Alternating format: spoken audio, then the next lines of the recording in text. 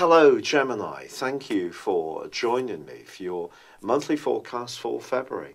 This month begins in sensational style with Mercury, your ruling planet, moving into the most expansive part of your scope on the very first day. Through to the 10th, you're going to have the Sun, Mercury and also Venus gathered in this sector. So if you're travelling in the first third of February, your timing is absolutely impeccable. But even if you're not, if you do head out and do something different and more spontaneous, then over the next 6 months, I do think you have a wonderful platform to be much more daring about what you learn, the information you absorb, topics that you're drawn towards, and the places and people that you visit or get to know. And of course, there is a partial solar eclipse at the heart of this month on the 15th. And this is occurring in Aquarius, but it's linking with Uranus, which is in your sector of future direction and friendships. Don't be surprised if you find yourself really wanting to shake up your existence, therefore, over this next half year. But it can be in a very exciting way.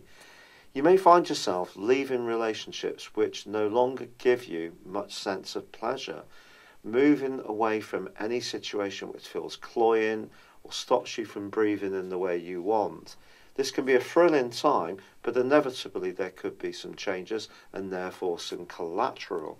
Now, Mars, the planet of drive and of lust, is in your sector of relating all through this month. So this can be a fascinating time for your relationships too.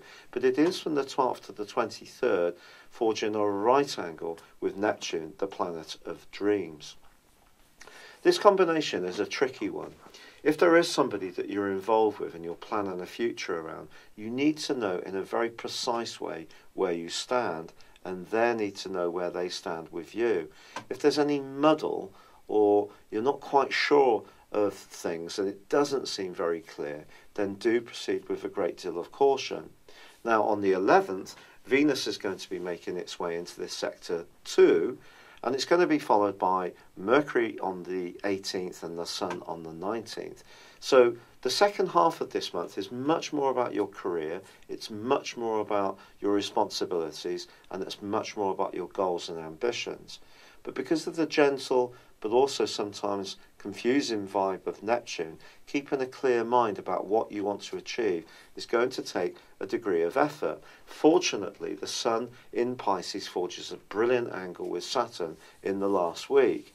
And this can help you to think in a very structured way about finances, business matters, self-promotion or job applications.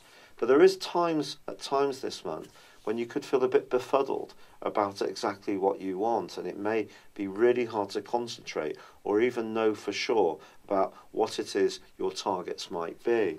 So a degree of patience and application is going to be important, but as the month draws to a close, not only does the Sun forge a very positive angle to Saturn, Venus and Mars are in not such a good one. They're in a right angle.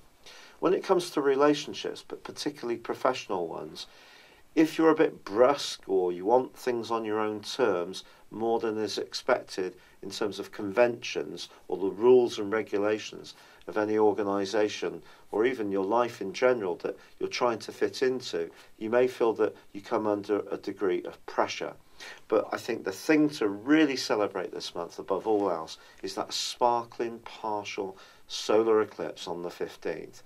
And this is going to give you that amazing opportunity to tear down any structures which are stale, old, tepid, or really have lost their meaning in your life. And it could mean some fantastic new starts or reorientation of your goals and ambitions. It's been a real pleasure being with you. Thank you for joining me. Good luck. And goodbye for now. Hello, thank you so much for watching my video. I'd love you to join me at my Horoscope Ace app. You can find this at www.horoscope-ace.com. You can use it through Android, iOS, Apple or Facebook. Check out your ascendant or your moon sign or download your free birth chart.